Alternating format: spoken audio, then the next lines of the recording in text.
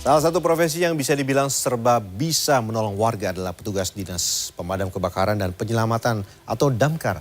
Mulai dari penyelamatan korban, penanganan pada saat terjadi bencana alam hingga evakuasi satwa di permukiman. Sore ini jelang hari kemerdekaan kami ajak Anda untuk sehari menjadi petugas pemadam kebakaran yang menangani beragam laporan warga di ibu kota. Dan berikut liputan selengkapnya.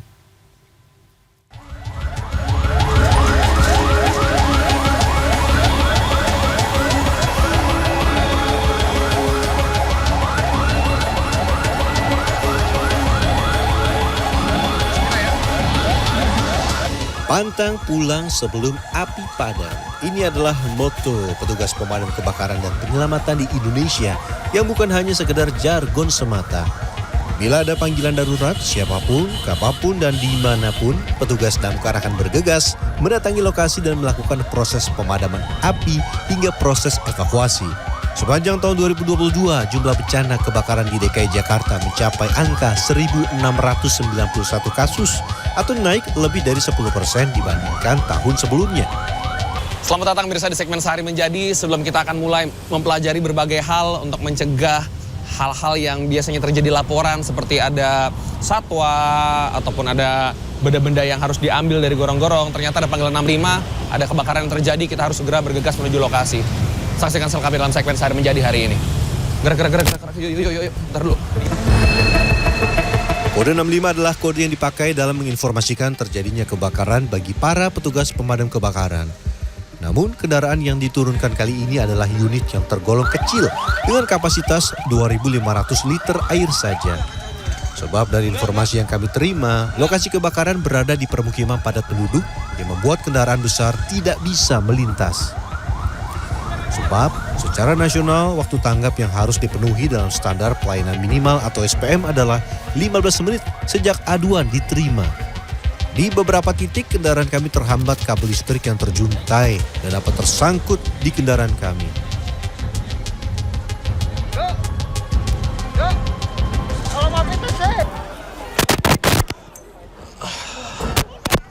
Kalau pada ngebuka jalur gini enak, kalau nggak susah.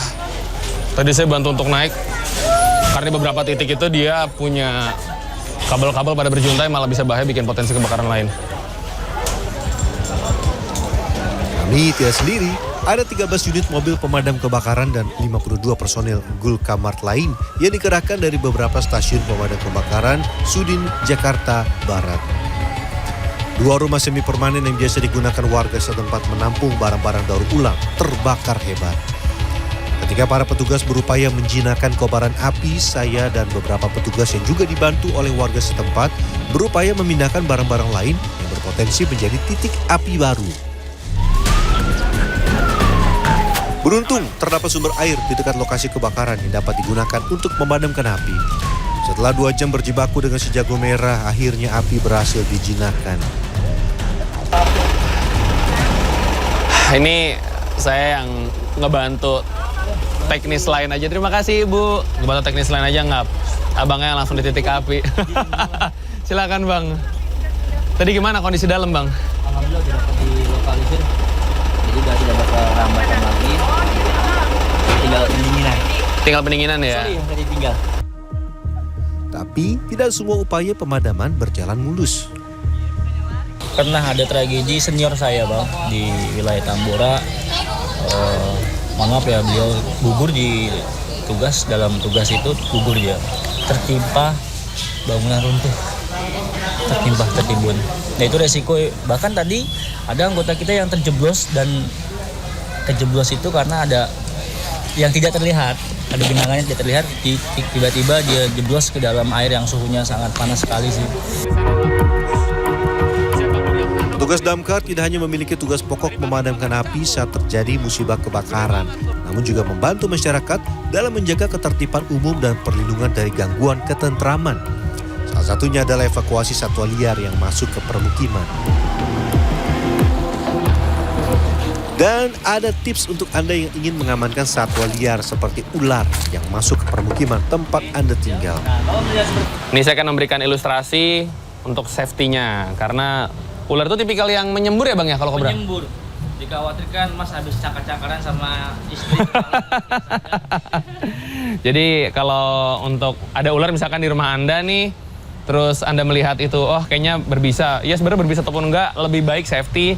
Pakai aja yang ada sarung tangan motor kayak sarung tangan taman Anda dan usahakan tertutup. Gunakan tempat sampah ditutup seperti ini kepalanya. Walau telah menggunakan alat pelindung diri, tetap jaga jarak aman dari ular jenis kobra ya.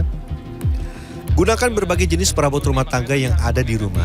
Bisa menggunakan sapu, kain pel, pengki, hingga botol galon berukuran besar. Udah cukup. Masih agak maju. Ya, udah. Ya.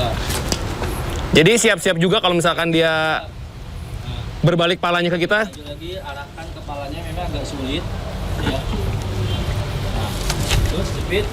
Oke, kita kecil lagi. Tengah. Dulu kita yang lebih aman dulu. Up.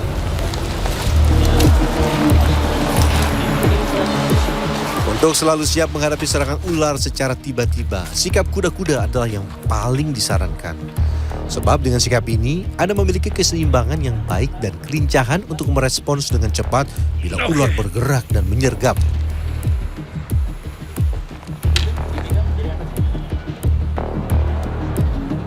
Nah,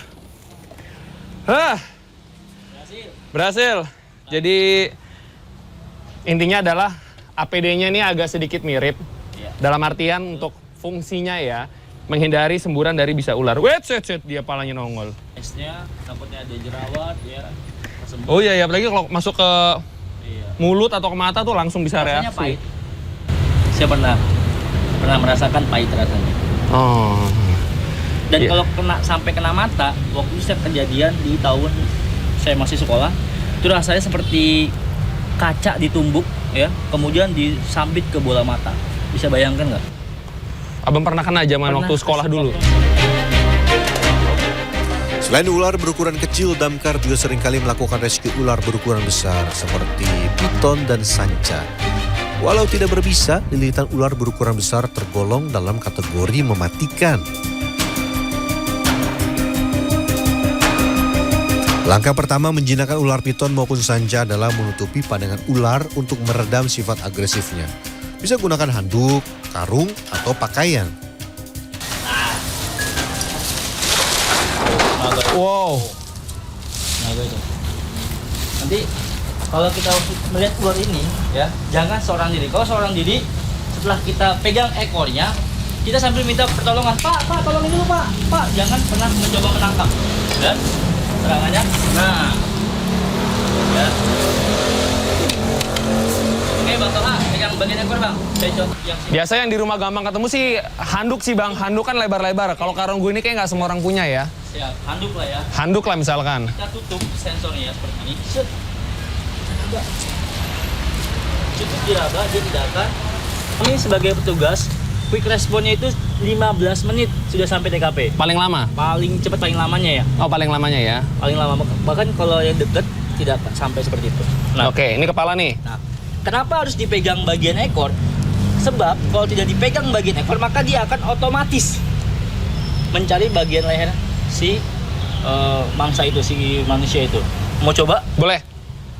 Ya, Lepas. yuk. Ini ya. Bagian ekor harus jadi yang pertama diamankan. Ini saya pegang Sebab kepalanya ya. bila tidak, naluri ular akan berupaya melilit bagian tubuh calon korbannya. Oh. Makanya dianjurkan jangan sampai Iya benar. mengevakuasi seorang diri, ya. Dia berat. Nah, oke. Oh kencang, kenapa Bang? Tahan dulu Bang. Seperti ini. Biarin Bang. Ini kencang. Ini kencang sekali. Memang tidak berbisa karena dia mematikannya bukan dengan bisa. Tenang, ini dilakukan oleh profesional, diawasi lebih tepatnya. Baik.